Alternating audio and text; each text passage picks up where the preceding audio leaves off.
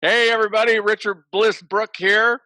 Welcome to another Bliss Business Hero Call. I am honored and excited to introduce you to Michael DiMuccio from Toronto, Canada, a Royal Crown with Nikken, 27 years in the making. I love these interviews because, if we're not building asset income, if we're not building a legacy income and a legacy company, we are wasting our time in network marketing. And Michael is such an extraordinary example of that. And he's got such a great story with a legacy company and legacy products that are paying him residual income. Oh gosh, I'm going to say 22 years at least of pure asset income that has made him a multi-millionaire. And as always, I need to give my own 2 cents. We do have a pre-recorded disclaimer in front of these, but I want to give you my own 2 cents.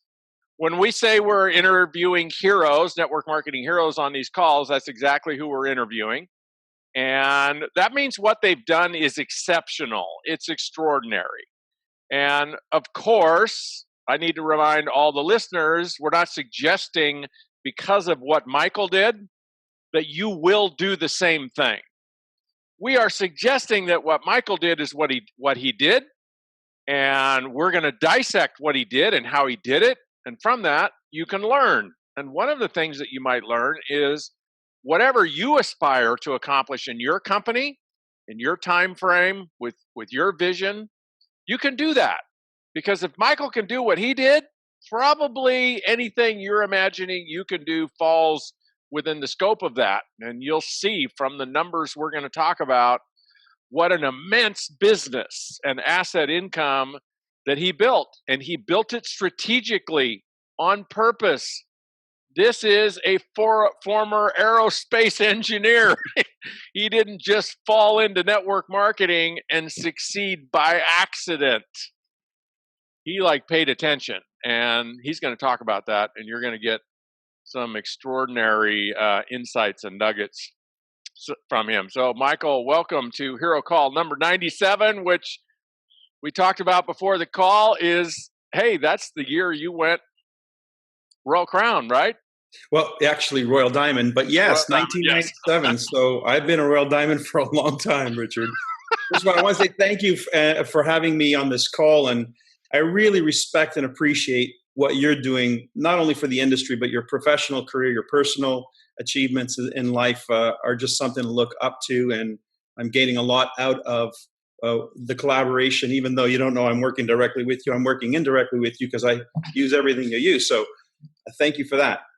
You're welcome, Michael. Well, let's dive into your story because that's what people want to hear.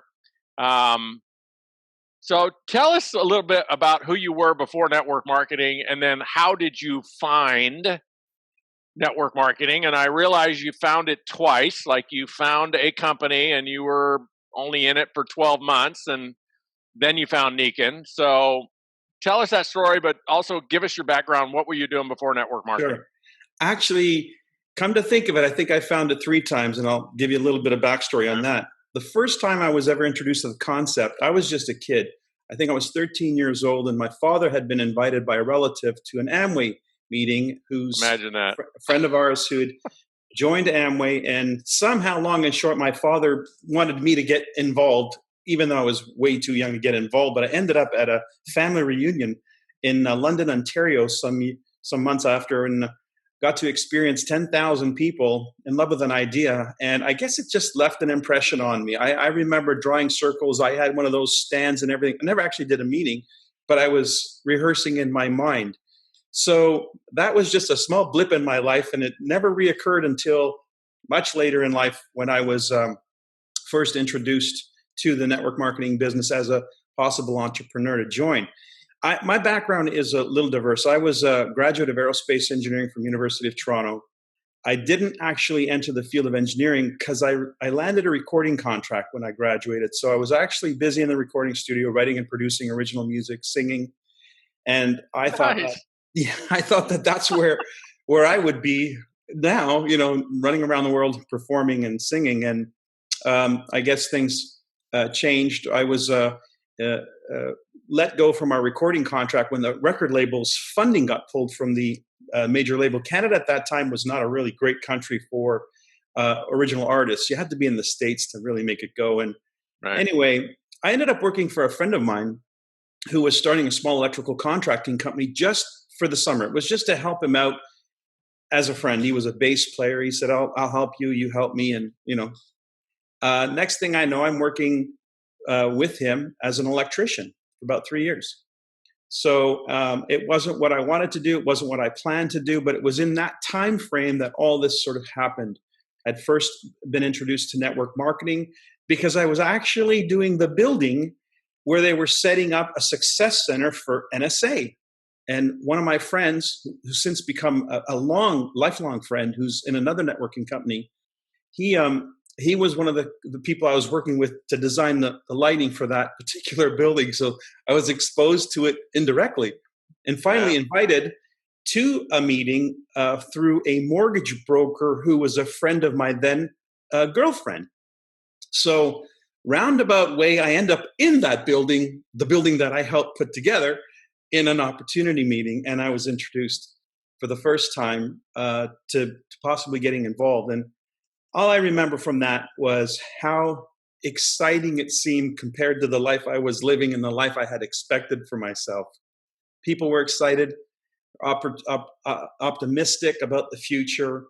The product seemed reasonable. It wasn't anything that was going to be earth-changing, earth-shattering, but it wasn't about that. I loved the energy of the people, the presenters, the excitement that they were having, and that got my attention.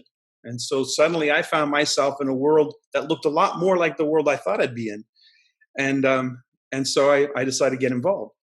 And that was you probably didn't see network marketing as the entertainment business, but it pretty much is, isn't it? It actually is.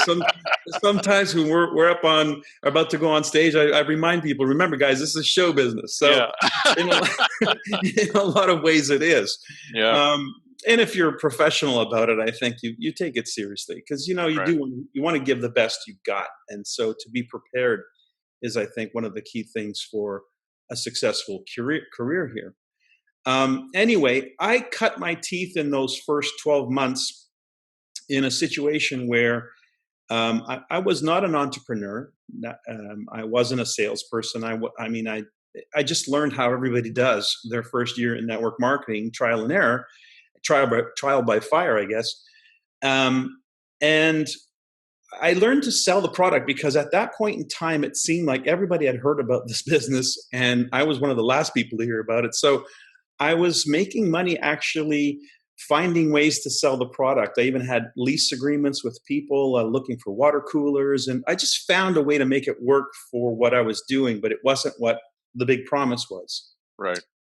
But I heard from some really great speakers. I know you interviewed Jeff Roberti. He was my upline then. Yeah, and great guy. Jeff Schlegel and a number of these fellows who they came through town and they are some of the industry's, leaders and they were already very well established then, and they could teach. And I loved what they were teaching. And most of what they were teaching was really about how to be a better person, the personal development side of the business. And again, I just loved that whole concept. And it was while I was still struggling as an electrician that I was involved in a rear-end collision. So this is where the story begins for me, the real story. In this rear-end collision, I suffered a lower lumbar strain, a whiplash of the lower back. And one of the fellows from that particular company was entertaining the possibility of getting involved with this Japanese company that was looking to come to America with these crazy magnetic products that he swore was making a difference. And I guess he just thought, let's see if it works. I was the guinea pig. So I got a phone call. It was a December night. I remember it vividly. It was a cold night in December. I got a phone call to come to his house 10 minutes away and try something that he thought could help my back. That was the introduction. But because he was somebody I knew, somebody I collaborated with, I trusted, respected. So I drive over. And there it is. A little tiny magnet with the word Nikken stamped on it, and a video. And so he says, well, this is what came with it. Let's watch it. So we watched this video, and then I realized what was actually happening. I was being prospected. And I swear I must have turned 50 shades of red because I was embarrassed for both of us. So I didn't know what to do. But the more I listened to this video, the more intrigued I became. I started to hear something I had not heard before in network marketing. I heard people really, really passionate about the products. And that got my attention. And the fact that it was from Japan, it was, the Japanese have a way of re-engineering everything and making it better. And that got my attention. But just, I love the idea that people were so passionate about these products. You can tell when somebody's sincere, and they came across as very sincere. Well, in the time that we watched the video, my back stopped hurting with the thing on my back. So now I'm not sure if it was the product or if it was the psychology, my mind. So he had some stuff to take home and read. I took it home, and my dad, just that night, it's just everything was one of those coincidences, right? We call. My dad was going upstairs to bed. He was suffering terribly from problems with his sciatica, and I said, "Hey, Dad, let's try." Now he's going to be my guinea pig. Let's try this. He didn't know anything about it. Strap a magnet on him. Didn't know it was an opportunity. Didn't know it was a magnet. Didn't know anything. Just he was going to be a complete double-blind study. He was totally blind to what was going on. But within 2 nights, my dad had complete relief. He was not able to walk without a limp. He did not have full range of motion, and he was in agony. And in 2 nights with this thing on the small of his back, all gone. And then he called me from work and asked me if I could get some more. And that was when the light bulb went off. Got it. So let's transition to the build. Yeah, you know what? Product. Here's the nugget that I want everybody to get from that is that if you can't be a raving fan of your product, whether you get paid to promote it or not, this might work for 6 months. It might work for a year. It might work for a couple of years if you're a great promoter, but it won't work for 27 years. The only way it works for 27 years is you and a whole bunch of other people have to absolutely fall in love with that product. And it has to produce those kind of results, the kind of results like you just said, Michael, where the lights went on. Oh my God, I've got something here that I can authentically promote and people will actually get results from, and they'll become customers or they'll become distributors. Those lights have to come on, and they have to come on legitimately, not just when you get involved, but the point of asset income is those lights have to come on for people 27 years later if you want to get paid 27 years later, right? Exactly. If you want things to keep growing and keep reordering, and that's why, it just drives me crazy when people get involved in companies and the product is something that your toaster can do for free. Tell you what your heart rate is or something. It's like, are you kidding? Like, you think somebody's going to be buying that 27 years from now when computers are going to be obsolete 27 years from now? The internet's going to be obsolete 27 years from now. You better think more long term, right? So lights came on. You had some experience with the other company. So what did you do with it, and how did you launch your business in Nikken? And let's talk strategy and numbers. What did you do? You definitely use the word that I love to use, launch. Yeah. I completely learned that whatever you're going to do in the shortest amount of time, you can do it, because there is a dynamic that takes place. It's kind of like fusion and fission. You can burn a small bit of uranium over a long period of time, and it'll give you a nice warm glow and heat the water and make the generators run. But if I didn't know that. those rods out all at one time, man, that thing is going to go nuclear, and you're going to have one big mess on your hands. So it's the same amount of uranium, the same amount of energy, the same amount of effort, but when you compress it in time, it has an explosive effect. And that's what I learned. So I knew I needed to do something big in a short period of time because I was pioneering the introduction of this. So if I couldn't create a result in 90 days, then who was going to follow? So I had to do something bigger than big. They used to say, shoot for the moon, right? If you shoot for the moon, maybe you'll hit the treetops. So that's what I was thinking. I was thinking big. How big can I go? And the only advice that I got from my upline then at the time was, go out, make a big mess, and we'll help you clean it up later. I love that. That was a direct quote, by the way. That's what not a lot of instruction, but I kind of got the gist of it. So I made a list of 154 people. I had 154 people on my names list. And I thought, okay, if I need help, this is a project, this is big. We're going to help a lot of people, but right now I'm the one who needs the help. So my mindset was, who could help me put this on the map in a big way? That's how I went about it.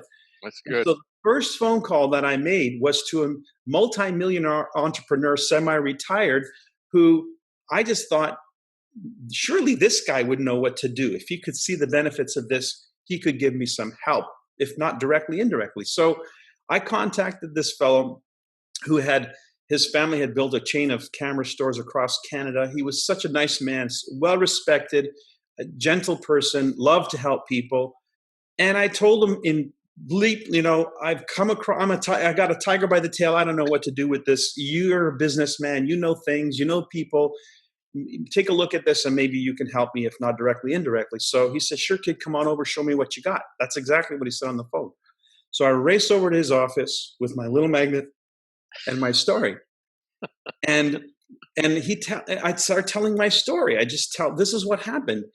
And in the time that I told my story, he leans forward. So when I get to his office, he's sitting there like this with his glasses on the end of his nose. And I'm thinking, oh God, I'm way in over my head.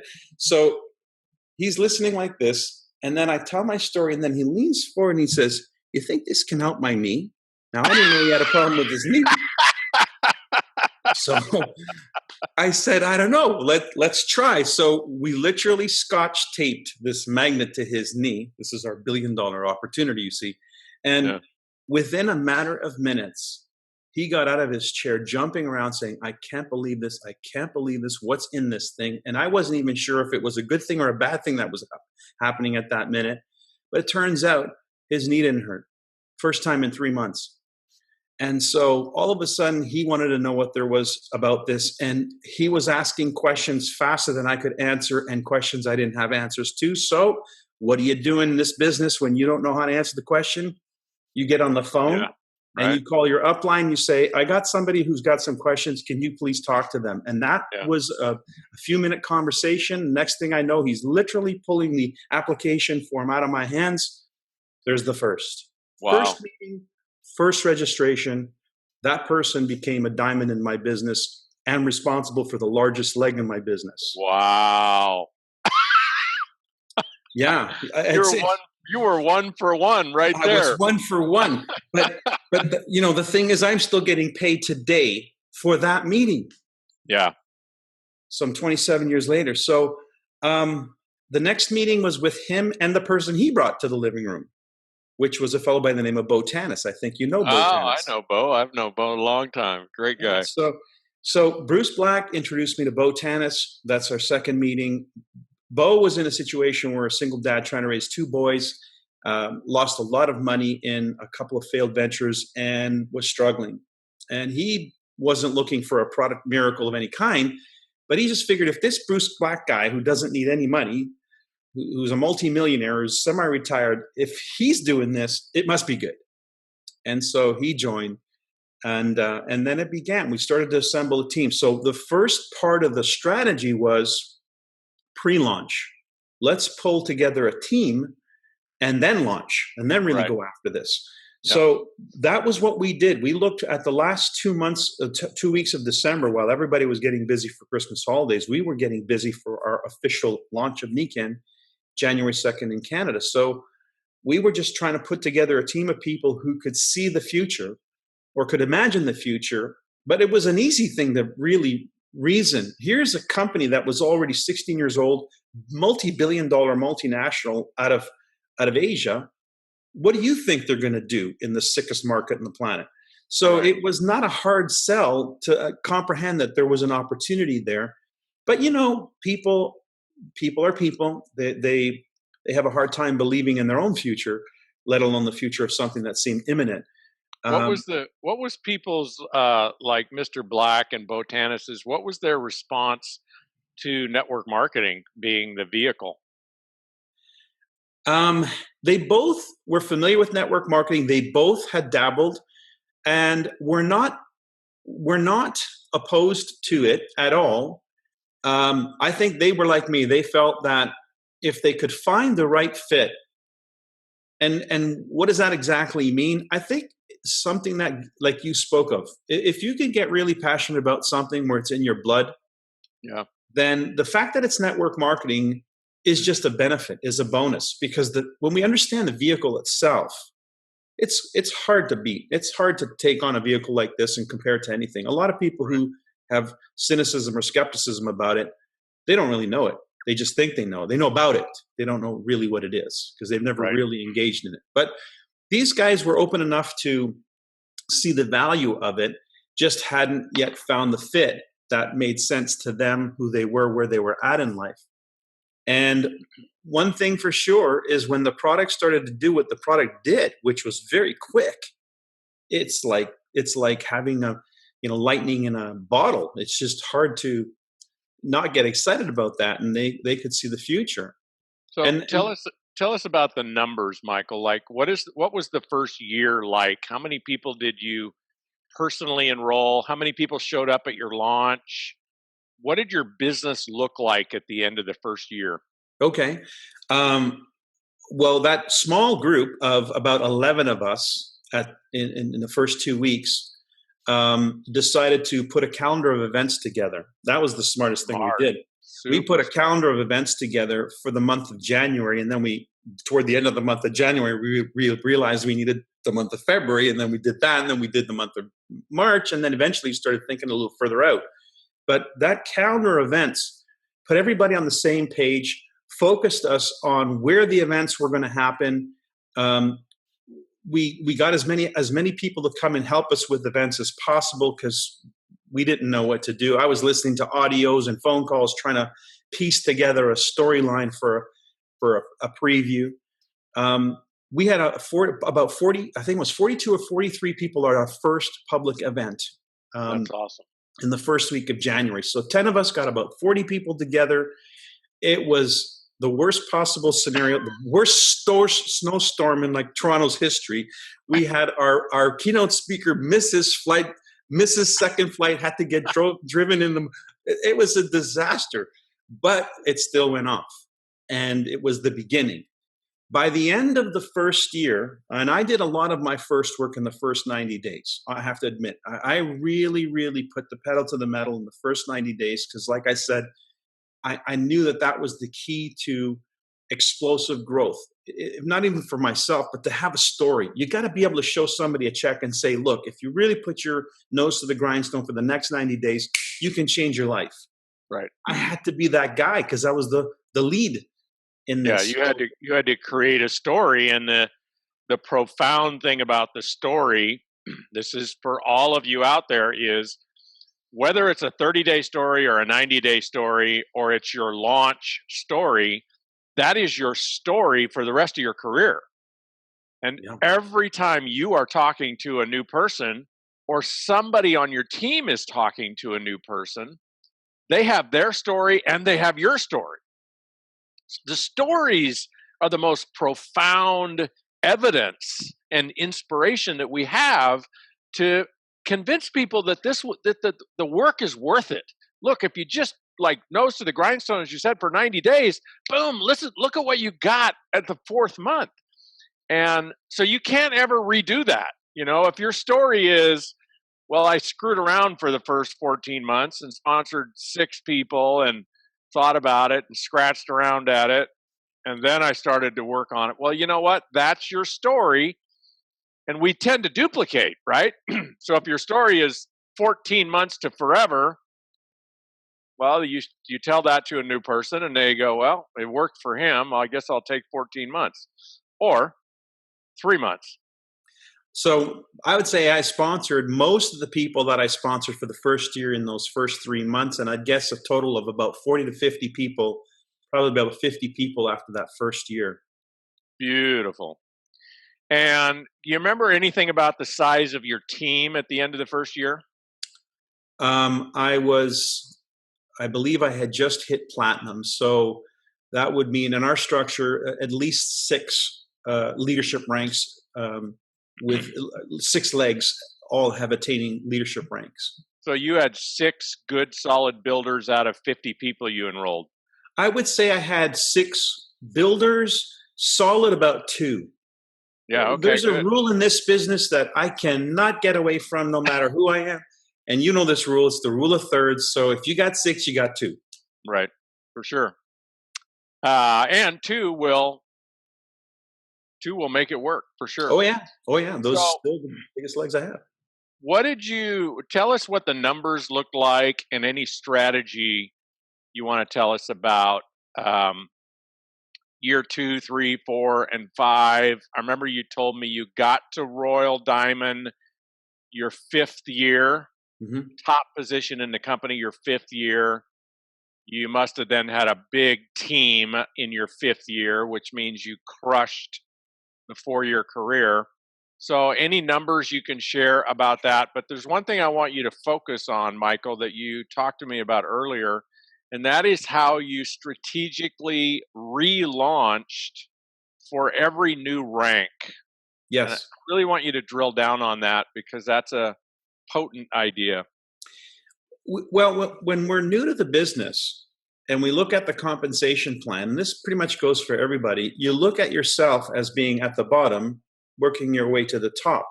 The paradigm that we encounter is from the corporate environment. We start at the bottom and you work your way up. So we look at a compensation plan and we think, I start at the bottom and I work my way up. So what happens is you go about the business of launching your business and you hit a certain rank.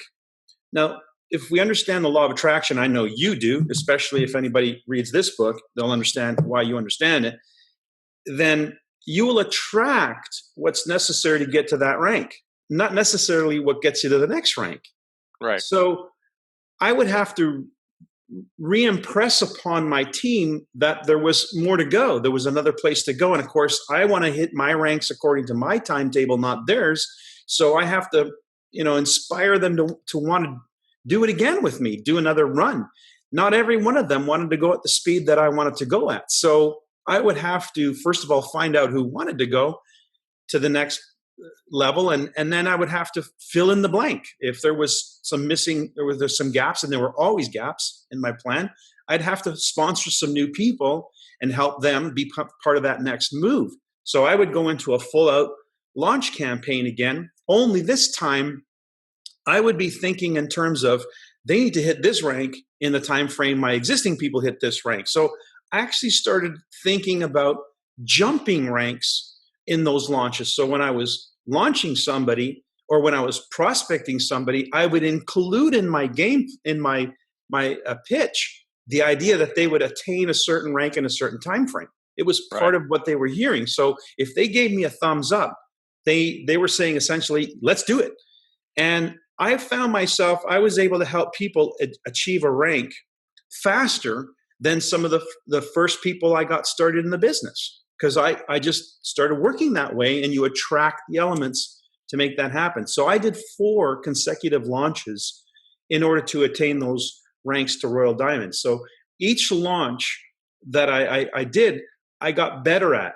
I got better at what I was doing, so I didn't need as many people. I think I sponsored 9 people was the last launch that I did to find 2 of the higher, the 2 biggest legs, the 2 big legs that I needed to help get that Royal Diamond thing.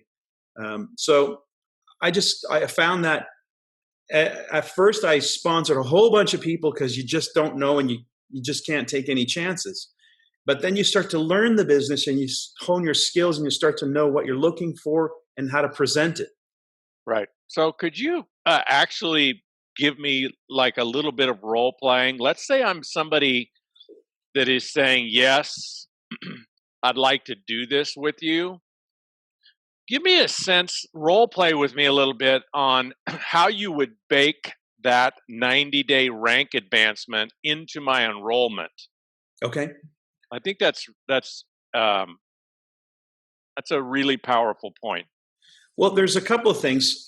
Usually I want to tie it to an event. So a recognition event. So it's important to have that as a target so that Right. we're aiming to that, and it's a date with destiny. Okay, so this So is August. So let's say there's a recognition event. in October in Um, Toronto. yeah, there is, right? So let's say there is, and you and I will both be there. So let's say there's one the first weekend. I think it's second weekend in October in Toronto. What would you say to me, Michael, to have me not only enroll, but enroll with the expectation of rank advancing by that event? Like, how would you onboard me that way? Okay. Your belief system is going to be a function of mine, especially if you're new to this business. You don't know this business like I know this business, so you trust I know. And so if I say, here's the rank that we're going to hit by this date, you don't know that that's not possible, or you don't know that that's difficult. You just think, okay, what do we need to do that? And then I just back engineer the thing in terms of drop dead dates. We have to hit this many presentations by this time frame in order to accomplish this goal. Then I start looking at it in terms of downline. First generation, first tier, second tier, third tier. So each tier requires a certain amount of time to go through the process, get people enrolled and mindset to launch. We have to have a calendar now to make those things happen. So we overlay a calendar. So what are our drop dead dates in the calendar? What are the events?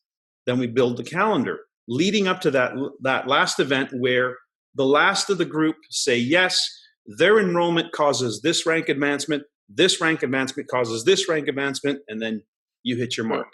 Right. You're walking the stage. All right. Beautiful. Love that concept. Tell us about your 4-year career in terms of numbers. How many people did you personally enroll over the 4 years? And then if you can remember, what did your team look like as of year 5? And then we'll get into what it looks like today. Okay. So people can get a sense of what something can grow into. Okay. So with each of these launches, and the last launch was actually in year 5. So there was 1 year where I was shoring things up, I guess is the best way of looking at it. And I think that's an important part of the process as well. We have a tendency to fall into management mode prematurely in our business. I don't think that's what I was doing. I think I was simply just trying to shore up some of the legs of the people who were, committing and wanting to build the business. So traveling to their city and working with them and helping them. I would say one of the things that I was blessed with was when I did a launch, there was always 1 or 2 key people that came from that. And then I would park myself, if you will, in their business for 6 to 12 months. So I was really working a business. I had a regular schedule. In fact, I did it according to rank. When you had to hit silver in my business real quick, because that was a rhythm that I call the weekly rhythm. Mm-hmm. And they need to take on the role and responsibility of the weekly events. So I couldn't be there every week if you were out of town. So I'd have to help you get that done quick. We'd do that usually in a matter of days. Then I would come once a month until you hit the next rank. And then I would come once a quarter until you hit the next rank. Then I would come once every 6 months until you hit the next rank. So it was a rhythm of what I call the rhythm of the business. In order to help you take on a role and to transfer, duplicate that role of responsibility downline. And just keep that rhythm of events. That events calendar is the key. If there's no events calendar, there's no business. Right. And so the only people I could really work with were those who were willing to take on the events calendar in their local area, in their regional area. So I didn't work with large numbers. I worked very strategically with 1 leg at a time, essentially. Sometimes 2, but not too many more than that. Usually by the time I did a blast, 2 legs would start to really shore up, and then I would work those legs. And then I would do a blast, and then those 2 legs would show up again, and then I would work those legs. So by 4 years, I had hit diamond, and our comp plan had changed a few times during the process, but to hit diamond, you had to have some width. And so I was at least 6 legs wide but working normally in two very intensely until I went to the next launch and then found the next two and then worked really intensely in those two. So overall, I would say in the first 4 years, my recruiting numbers were probably up around 80, not much more than that, because like I said, the majority of the work that I did was really in the first 90 days, the first year, I would say. And then it was working that business. Right. And I did have a good fortune of being introduced to somebody who was an opportunity to just really try something. How could you really engineer something magnificent? And we did. Again, they didn't know what could be done, what couldn't be done. I saw the potential in the individual, and I helped this gentleman really knock it through. They did over 200,000 in volume in first month of business, first time ever in network marketing. So it was out of the ballpark. Yeah, it was just an incredible experience to see what could be engineered. And so I'm a very strong proponent of engineering your business, meaning purposefully designing your business, your MO. What are you doing every day? What's your rhythm? Right. And what are you doing every week? And what are you doing every month? And so if you've got some targets, some goals that you can get some assistance on from upline who are achievers, lock in on that. And then you just commit to making that happen and work with people who do the same. You can't work with everybody, but you can work with some people who really want what they say they want. It'll go. And that's what I did. What did things look like in your 5th year when you hit Royal Diamond? It was crazy. By that time, we had built an infrastructure of events that were now national events. I worked with the creation of an organization called Team Diamond, and that was our national event calendar, big events. And that was the year I was also I had my first child. I hit 33. I had my first 6-figure month check. I got consultant of the year. It was like a crazy year. 33 years old, making $100,000 a month. Yeah. And your first child, consultant of the year. Okay, well, that pretty much sums up your 4-year career. Your 5th year, you hit the highest rank in the company, and you're making $100,000 a month. And you told me earlier that team has grown, probably not every year in the last 27 years, because when you have that long of a time span, you have all kinds of stuff going on. But you've been paid on that 4-year effort now for 22 years. Some months as much as $5 million a month in sales. Yeah. Like 50,000 people total on your team. Probably more, but 50,000 that you're tracking. Yeah, that I'm aware of. And I like to keep tabs on how many people are cashing a check every month, and that's about 5,000 people. So that's fantastic. I just love that number right there. So here's just something to think about, folks. Here's Michael 27 years ago, gets involved, really smart launch. He kind of went around in his network, and he, instead of just recruiting, hey, come join this opportunity, he said, hey, we're going to launch this. We're going to create something big. I don't care what the company's done in the past. I don't care what anybody locally has done in the past. We're going to launch something new and extraordinary here in Toronto. And so I'm out recruiting basically my C-level team. Who's my CFO? Who's my CMO? Who's my, chief sales officer? We're going to get strategic. And then the first thing you do is you create a launch event for that core group. And 44, 41 people, and then the series of events for that group. And so, folks, just from that initial effort, how many times has Michael said most of what he accomplished, he did in the first 90 days, if not the first year, taking that uranium core, instead of letting it burn over a long period of time, squeeze it down into 90 days, boom. And what does that create? 5,000 people cashing a check every month. That's impact. That's making a difference in people's lives. And that doesn't even speak to the products and the product's contribution to people's lives and the customers. And so that's a beautiful story. So here's a question for you. In that 27 years, what's the dumbest thing you've done? Either one time or a really bad habit. Oh, I don't know if I did something dumb in terms of one time. I think a bad habit. You know, as much as I love what I do, and as much as I love the company I do it with, and everything it stands for, humans being more, the 5 pillars of health, technologies that are absolutely life-changing, I took my foot off the gas. When? I made a move to live in Barbados with my family. So I know you can relate. You're an island guy. I don't know if you recognize that painting back there. That's one of the guys from Hawaii. I love his work, Christian Lassen. Yep. Yeah, I took my foot off the gas, and I'm not exactly sure why. I think you were making $100,000 a month.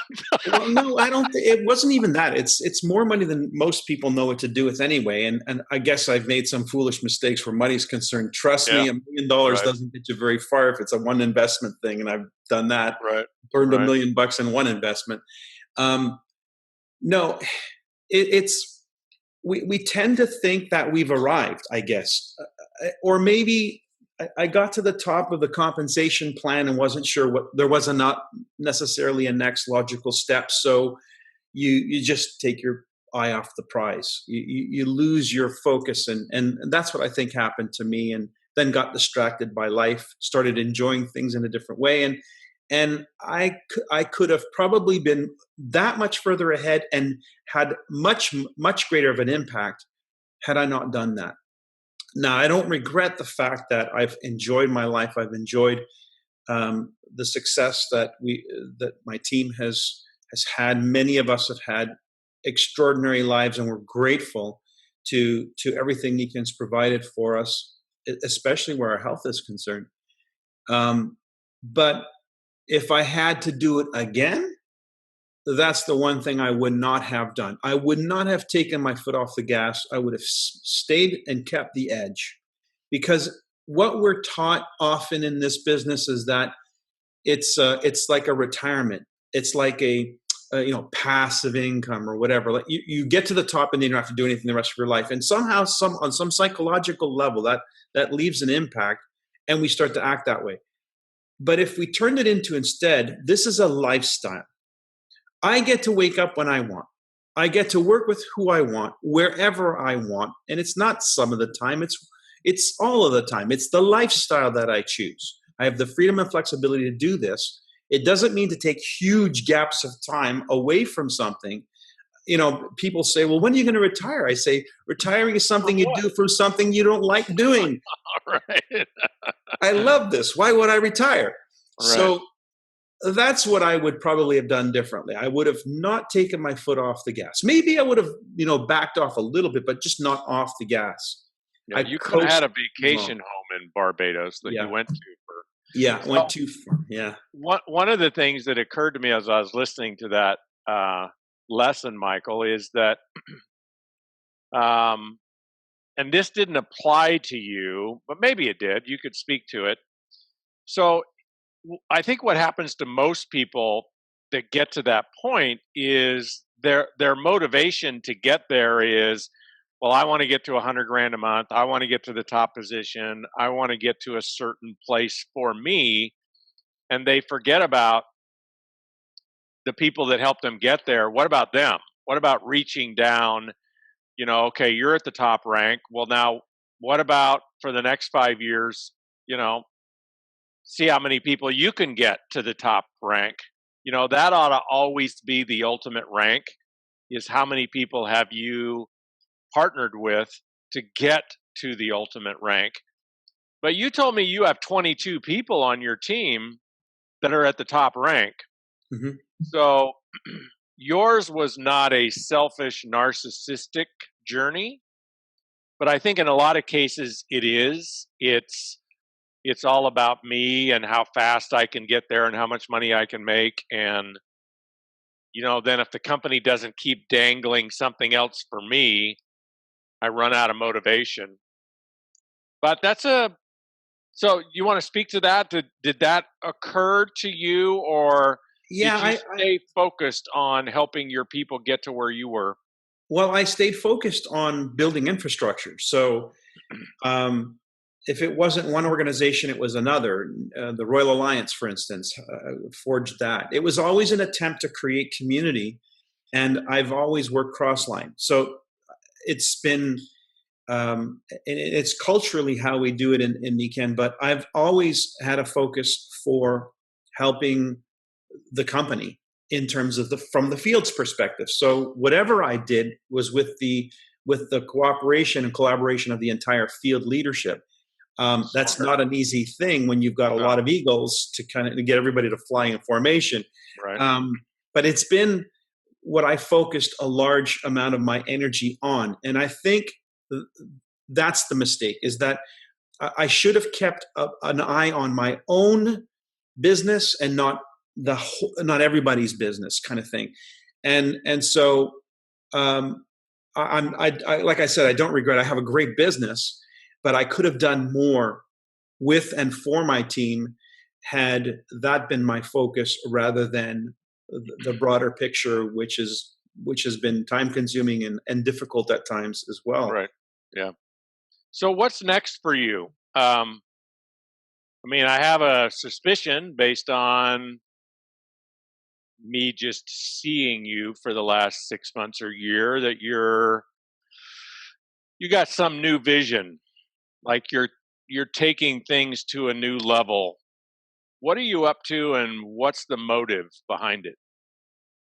Well, I have, it's in a book I wrote about Nikken that pretty much lays out the game plan that I've always followed, and it's all principle based. But I see myself as giving birth to the next generation, and I'm the last of the baby boomers. I was born in '64, so I'm 54, and I see a generation gap. I see a huge gap in the company being poised and positioned to continue its legacy into the next generation. We've done a terrible job, I think personally. I've done a terrible job of transferring the value of this to the next generation. Only my daughter just last month got enrolled. My daughter, who just so it's like, so I see the value of helping transition and give Nikken a new rebirth in terms of the next generation, because it deserves to be there. What these products do for people, what this philosophy does for people, what this business structure does for people. This company is 43 years in the making. This deserves to continue, and it will only do so when we give birth to the next generation, when we can find other leaders who can see for themselves their next 4-year career or their 27-year career. And so it's now about imparting that vision to the next generation, sort of taking a step back and saying, I've had my 27 years. I'm looking to help the people who want to own this thing for the next 27 years and take it to heights that we've never even seen or imagined. Right. And so how do you do that? So that's been the challenge. First and foremost, we've got a new comp plan, which is killer. It's the simplest plan I've ever seen, and it's so doable. So that's part of it, to promote it using every aspect I know, using social media, Zoom presentations, etc. We're doing a kickoff event here in October. Thanks to you. You're coming to help us do this kickoff event to give this concept of humans being more a leg up, a showcase event where the people who will be on that stage are all top income earners in Nikken, and we're showing them that it's not just the baby boomers, but we've got a new emerging generation. We've got a bunch of people from Latin America coming in, and they're going to help us showcase the fact that this is an opportunity that's poised for the next generation. Our products, our technology absolutely speak to every generation. I see you're drinking water. Water's not going to go away. It's not a fad. It's something that we absolutely need to sustain life. And we've got some of the best water technology out there. So I want to help give this company the next 20 years. And so my goal, my focus is to find people who are hungry, people who want to live the best life they can live, have had it up to here with the status quo, or climbing the corporate structure, or find themselves disenfranchised because the changes that are happening in the economy due to technology is really disruptive. Well, we see a future here. I know the healthcare industry is a multi-trillion-dollar industry, and I think the wellness industry could do as much, if not more, to improve the quality of life on this planet by providing an alternative solution. And so the people who are the forebearers of that, the people who are the representatives of that, it's not going to come from the top down. It's going to come from the bottom up. That's how this is going to happen. Right. And so there's a huge opportunity for people out there with some light in their eyes, some ambition in their heart, and they want to make a difference. This is the place to do it. This is where you can really showcase your talent and be given all the help you need at no cost. We offer help at no cost to those who demonstrate they want it. I mean, it's a beautiful, I think this is a very divine plan to make a difference in the world, because I'm not paid to do this. I'm not paid to reach down and help people. Yes, there's a compensation. However, it's not why we do it. The motivation is different. And it's I think the law of return. I think Bob Proctor talks about this all the time in his seminars, in Think and Grow Rich, and how you are compensated for making a difference. The difference, Zig Ziglar was always talking about that. Make a difference in the lives of other people, have all the difference you want. Bob Proctor would say to me, if you want to know the difference somebody is making in the world, just look at the difference the world is making in them. And it's measurable, right? In terms of their money and their recognition. So we have a system that I think plays on an even field, allows anybody to become as unequal as they like to be. And there are people like me, and I'm not alone, people like you, who are standing by, eager to help.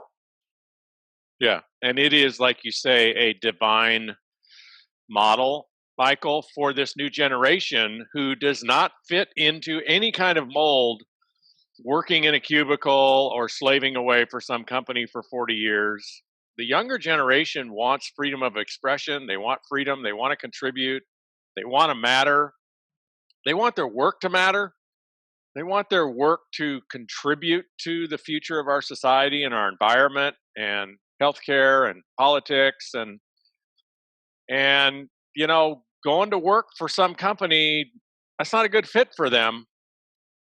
And I think we're just right in that place where maybe we have not, no, for sure, we, not necessarily you and I, but as a profession, we have done a lousy job the last 50 years of representing this profession in a way that people would even be curious about it.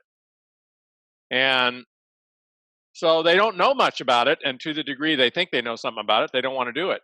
And so it is our job to do it in a way so that people actually go, oh, wow, you're a network marketer? Well, you don't seem like a jerk. Why are you a network marketer? I love the title of your training, The Authentic Networker. I mean, that's, we had a family tragedy this past week, and my daughter got up and spoke in the reception afterwards, and she said one thing she had learned from my father, who had passed, was to be authentic. That she made a promise and a commitment at that point that she would live her authentic self.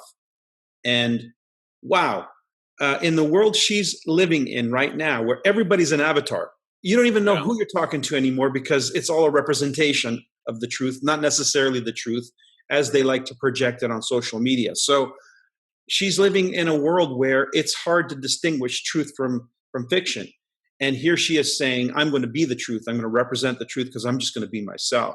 That's a huge step forward, I think, for our future. And this is what we need to bring to this industry, is an understanding that the people who you really want to learn from and associate with are genuine, they're authentic, they really do care. Yes, they have charisma, but they have that charisma because they're passionate about what they're doing.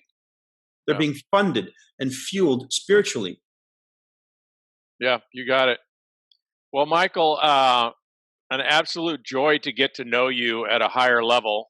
You are a great ambassador and example and philosopher.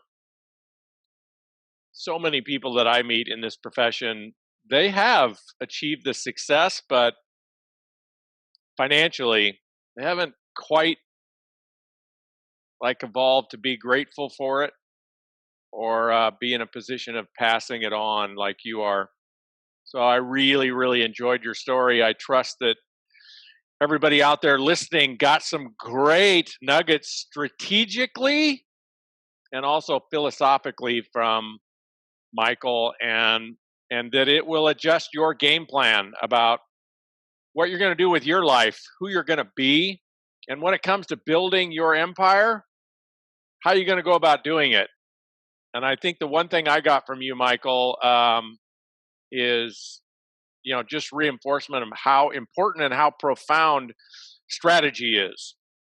And coming from a nuclear scientist or space, whatever you were, what were you, like?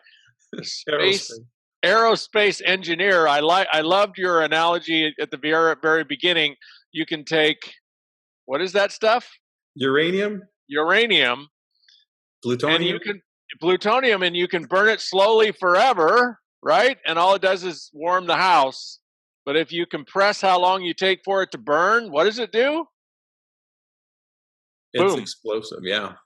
So take whatever you're going to do and compress it, right? It's one of the principles of what we teach in Bliss Business is just give yourself a limited amount of time to do whatever you think you're going to come up with doing, and you'll get 5 times more done, and you'll be a powerful inspiration for your ripple effect on your team.